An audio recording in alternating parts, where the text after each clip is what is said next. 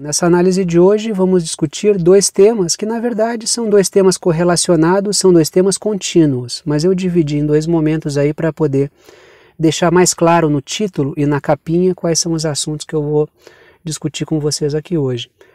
Num primeiro momento dessa análise, eu quero falar a respeito do fato do conflito na Ucrânia estar chegando num momento chave, num momento fundamental do seu desenvolvimento, e a partir daqui tem uma certa encruzilhada que está colocada, e é importante observar a coisa por esse prisma. Porque quando a gente observa esse conflito que está acontecendo, a gente vê ali as variáveis da guerra, as variáveis da questão tecnológica, da questão militar, da questão das tropas, das questões técnicas militares mesmo. Mas existe a questão política, a questão da guerra informacional, a questão geopolítica, a questão econômica em torno disso. Então existem uma série de guerras que estão acontecendo, de conflitos que estão acontecendo em torno disso. E eu não me atrevo a dizer o que esse lado deve fazer, o que aquele outro lado deve fazer. O que eu estou aproveitando esse momento é para tirar muitas lições disso, para aprender muito sobre geopolítica nesse momento com as informações que vão chegando. Porque é um momento histórico que a gente está vivendo. E é muito interessante a gente observar as estratégias de lado a lado e aprender muito sobre o que está acontecendo ali. Eu sei que fica aquele ímpeto de dizer, não, eu acho que tem que fazer aquilo, eu acho que tem que fazer aquilo outro, mas é interessante observar o que realmente está sendo feito e por que aquilo está sendo feito e por que aquilo outro não está sendo feito. Então é um momento interessante para tirar muita lição.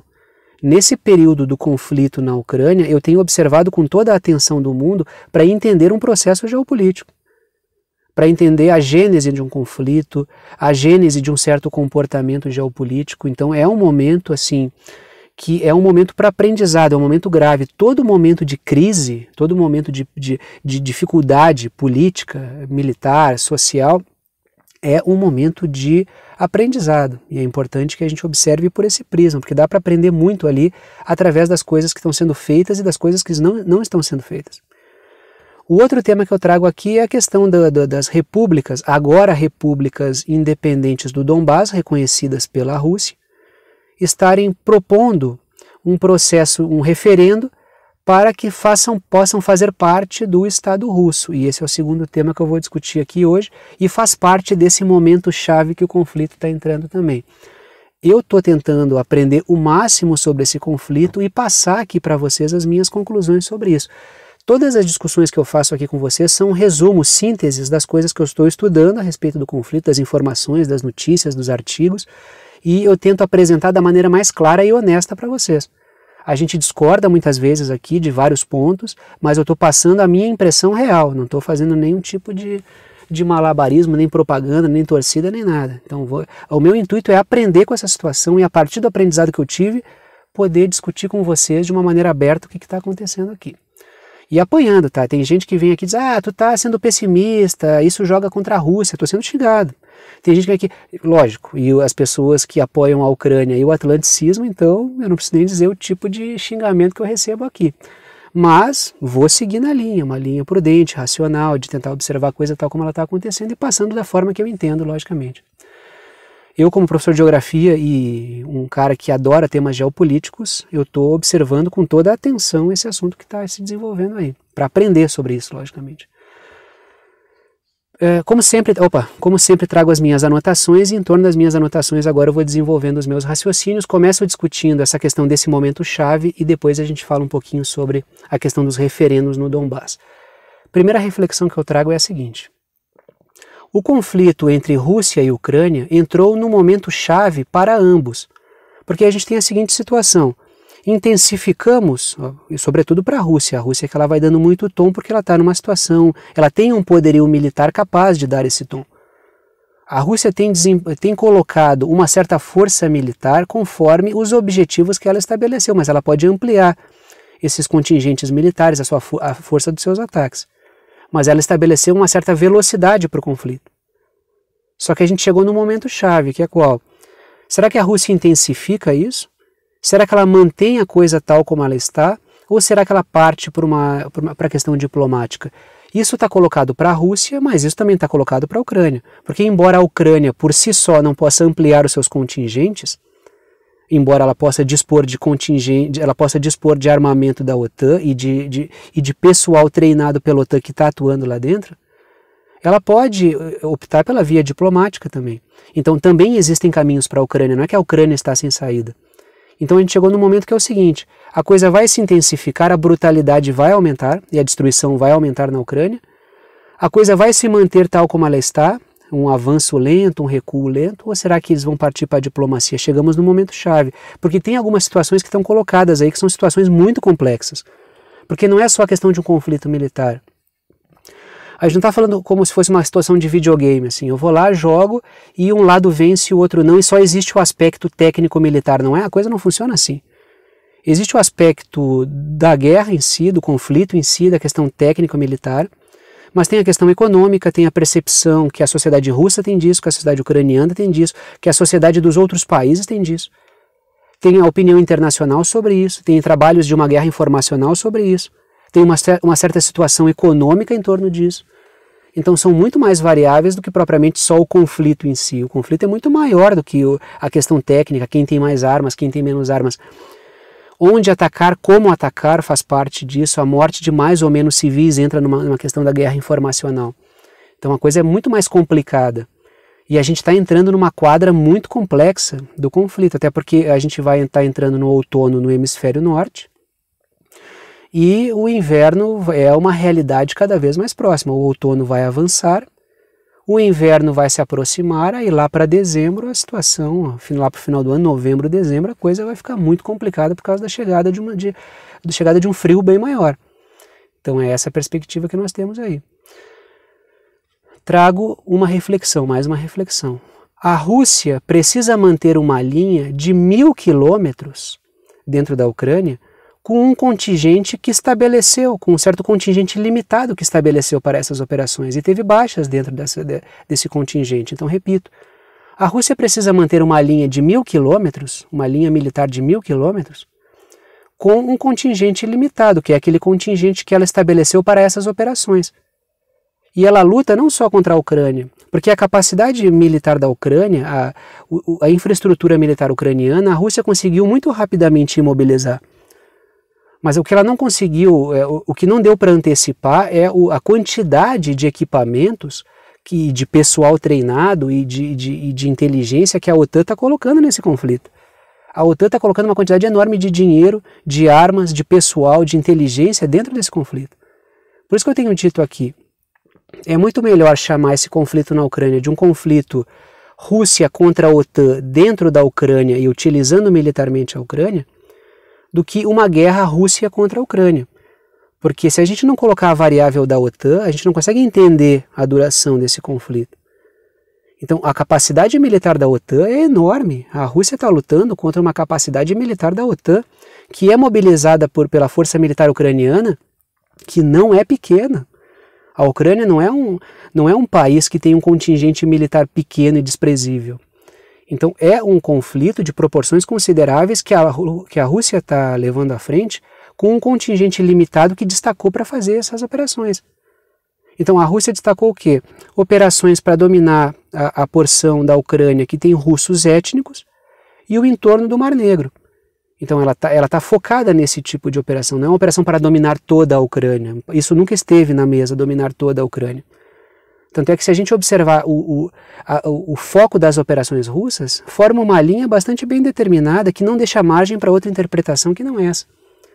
A Rússia foi com um foco determinado e com um contingente determinado para isso.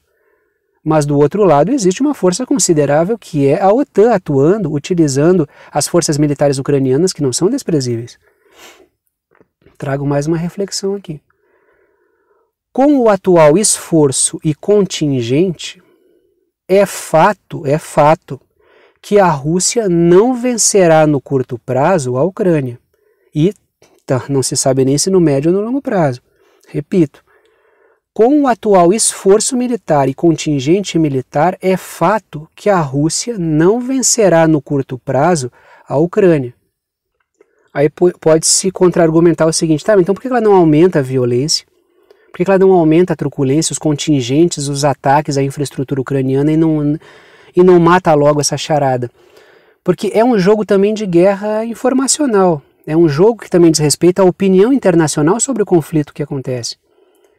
Se os ataques forem intensificados, e a propaganda logicamente atlanticista também vai crescer, tu pode fazer a balança da opinião internacional pender para o lado atlanticista. Opinião internacional que no momento está pendendo para o lado da Rússia. Quando a gente observa a América Latina, a África e a Ásia se posicionando, salvo ali Japão e Coreia do Sul, quando a gente observa esse panorama, a gente percebe o quê? Que boa parte do sul global está com a Rússia. E não com a Rússia, apoiando a Rússia militarmente, mas está em cima do muro condenando qualquer tipo de tomada de decisão. Não apoia a Rússia, condena a violência em si, mas ela não embarca na aventura da OTAN. Ou seja, ela fica olhando a situação. Ela não concorda com sanções contra a Rússia. O sul global não está concordando com sanções contra a Rússia. E muito disso se deve ao cuidado que as operações russas estão tendo para não matar uma quantidade enorme de civis, por isso que as operações são mais lentas. Então, se a Rússia mudar o seu comportamento, e essa me parece ser a visão, não quero entrar na cabeça do governo, até porque não conseguiria entrar na cabeça da inteligência russa, que é a questão, isso deve ser um fator que está colocado na balança. E o Putin está sendo alvo de todo tipo de pressão para suavizar, para fazer diplomacia, para não sei o que, para não sei o que lá, para não sei o que lá, para aumentar a intensidade, para esmagar a Ucrânia, para esmagar... O governante ele é uma síntese das diferentes... Ele deve ser, né? Quando ele não é assim, o país entra em colapso. O governante deve ser uma síntese dos diferentes grupos que estão dentro de um país. Então, o governo Putin ele é a síntese desses interesses. Por isso que ele mantém um alto apoio da sociedade ao seu governo, inclusive um alto apoio às operações. Se ele intensificar essas operações, essa opinião vai se manter ao lado dele? O sul global vai se manter ao lado dele? Porque a Rússia ela não é uma ilha, não vai poder se manter sozinha, e nenhuma ilha conseguiria. Então a Rússia ela pensa nesse fator geopolítico, é isso que está colocado também. Então, se eu não aumento, a intensidade, a violência eu não venço. Se eu aumento, eu posso criar uma situação geopolítica desfavorável. Então, a posição na qual o governo Putin se encontra hoje é uma posição de pesar direito o que está fazendo. A posição do governo Putin até agora, não estou dizendo que isso não pode mudar, é a de manter a coisa tal como ela está e ver o Ocidente definhar aos poucos por causa da crise das sanções que impôs a Rússia. Geopoliticamente hoje, o atlanticismo está se colocando numa situação muito complicada de explicar a crise que ele próprio produziu para a sua população. Tanto é que tem protestos na Europa contra a OTAN. Então, essa situação pode virar se a Rússia mudar o seu comportamento. A coisa é muito delicada, na verdade. Os caras vão bombardear tudo e pronto. A coisa é mais complicada do que isso. É muito mais. Se fosse só isso, o governo russo já teria feito. O governo russo já teria feito isso. É igual a situação da China que a gente discutiu. Tinha gente, não, tem que derrubar o avião, tem que invadir Taiwan, explodir os Estados Unidos e ponto. Mas não é videogame isso aqui, meu. A coisa é muito mais complicada do que isso. Muito mais complicada. Aí tem um fator político, fator geopolítico, fator econômico, fator das relações econômicas.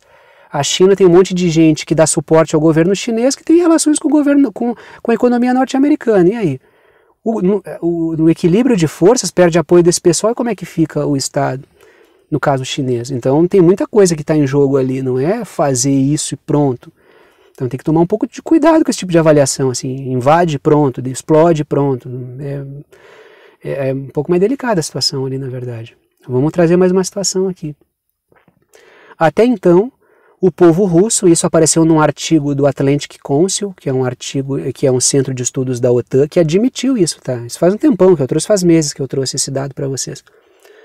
Até então, o povo russo, que sentiu menos os efeitos do conflito e das sanções, apoia as operações militares do Vladimir Putin, ela apoia o governo Putin, ela está junto com o governo, inclusive a aprovação do governo aumentou depois do início das operações, por causa da forma como a coisa está sendo feita. Se mudar a forma como a coisa está sendo feita, aumentar o recrutamento, aumentar o alistamento, aumentar a crise para as pessoas, vai se manter isso? Vai dar para manter tudo? Será que mantém a opinião? E ainda tem a direita nacionalista russa baforando no cangote do Putin para ele explodir tudo e pronto. Aí qual é a posição do Putin? Estou levando tudo isso como dá.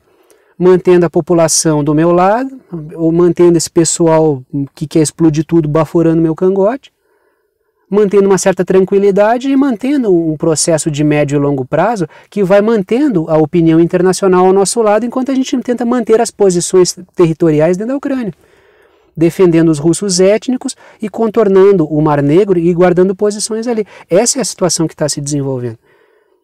Então, nessa situação aí, a situação mais difícil é a do governo russo, no que diz respeito à Rússia, tá? No que diz respeito, lógico, que a situação do governo ucraniano é difícil também. Porque se o Putin tem muita gente baforando no cangote dele, o Zelensky não tem nem cangote mais para baforar, de tanta gente que está ali montada nas costas dele. Então, quando a gente trata de Rússia, a situação ali ela está sendo pesada pelo governo, porque ele leva em consideração muitas variáveis, a economia, o apoio da sociedade, a opinião internacional, porque a opinião internacional diz respeito às negociações internacionais. Então, existe um equilíbrio ali que está cumprindo todas as etapas. A OTAN, o atlanticismo definha, tem protestos na Europa contra a OTAN, mantém as posições dentro da Ucrânia, as posições estabelecidas, então tem muita coisa que tem que ser pensada ali, não é? Vamos explodir tudo e pronto. Então esses grupos, embora tenham boa intenção, acho eu, que são os grupos nacionalistas russos, eles podem atrapalhar inclusive a estratégia do governo, podem botar tudo a perder nesse afã de explodir tudo e pronto. Trago mais uma reflexão aqui. Com a chegada e o avanço do outono, com a chegada e o avanço do outono, então primavera aqui para nós no hemisfério sul, outono lá no hemisfério norte. Com a chegada e o avanço do outono, a gente está em setembro, né? Então estamos aí. Com a chegada e o avanço do outono, a situação tende a estagnar, por causa vamos entrar num tempo cada vez mais frio e tem um conflito que ele vai ficar congelado. Aí não se sabe, esse conflito vai... Quanto tempo vai durar isso? Essa é a grande pergunta, esse é o momento chave. Mantém como está, diplomacia e fim, o que eu acho pouco provável dadas as condições que nós temos hoje, ou intensifica, explode tudo e pronto. Esse explode tudo e pronto é o que eu tenho visto. Não, explode tudo e pronto. Não é assim que a coisa funciona. Se fosse tudo isso e pronto, já teria sido feito há muito tempo, né? Então, é uma situação bem mais complicada, assim como a China. Teve gente que a China é bunda mole, a China arregou, a China... Está lá a China, ó. Manteve uma situação estável, não derrubou o avião, que ela nunca disse que ia derrubar, isso aí foi uma mentira que foi espalhada na internet. Não promoveu nada fora da linha. Os Estados Unidos ficaram de provocadores, a Nancy Pelosi foi ridicularizada. A China manteve posições, avançou na região com operações militares e continua tudo como está. Uma situação econômica global que mantém o atlanticismo numa turbulência enorme. Por isso que ele está gerando a bagunça. Se tu responder como eles querem, tu cai no jogo deles. É aí que está a questão. A questão para a China e é aí que está a questão para o governo russo também. Agora vamos falar um pouquinho sobre a questão dos referendos lá no Donbass, que está dentro desse assunto, um é continuidade do outro. Os poderes legislativos das repúblicas do Donbass querem um referendo para aderir à Rússia. Então existe aí uma situação que está colocada. Os próprios governantes das repúblicas do Donbass, e é possível que o legislativo de Kherson e de Zaporígia também coloquem isso na mesa, querem ter o mesmo status da Crimeia, fazer parte do Estado russo. Para quê? Para não voltar para a Ucrânia. Imaginem vocês as repúblicas do Donbass, Kherson, Zaporígia e a Crimeia voltando para o lado ucraniano, o tipo de retaliação que não existiria ali. Então esses governantes estão colocando uma situação na mesa, até porque a população ali é etnicamente russa, então vai existir uma reprimenda enorme por se voltar para o domínio ucraniano, que não está colocado ainda, mas já é uma situação que se desenha no horizonte. Trago uma última reflexão. A aderência à Rússia por parte desses territórios forçaria uma mudança de comportamento militar da Rússia, porque aí não são mais operações de manutenção dentro da Ucrânia, seriam operações de defesa do território russo, porque a partir daí eles fariam parte do governo do Estado russo. Então também existe uma pressão para essa população e aí o Putin vai mais coisa que ele coloca na balança. É nacionalista de um lado, são os interesses do povo de outro, que é a questão econômica, os empresários russos, e vai colocando na mesa, é o pessoal da República do Donbass que quer uma outra coisa, e o cara vai equilibrando pratos ali como dá. Vamos ver, essa situação está interessante, vamos observar ela e vamos tirar lições daí. Dito isso, paro por aqui. Gostou do canal, gostou da análise, quer saber como apoiar esse canal independente? Todas as formas de apoio estão na descrição aqui embaixo. Pode apoiar através do Apoia-se, que é uma plataforma que permite apoio por boleto ou por cartão. Ou pode apoiar através do Pix. A chave Pix está na descrição aqui embaixo, é uma chave de e-mail. É pixverdadeconcreta@gmail.com. Tá certinho na descrição aqui embaixo, tá? sempre no valor que vocês quiserem. Ajuda quem pode, ajuda quem quer, e o conteúdo fica aí aberto para todo mundo, porque é uma ajuda solidária. Dito isso, tchau para vocês.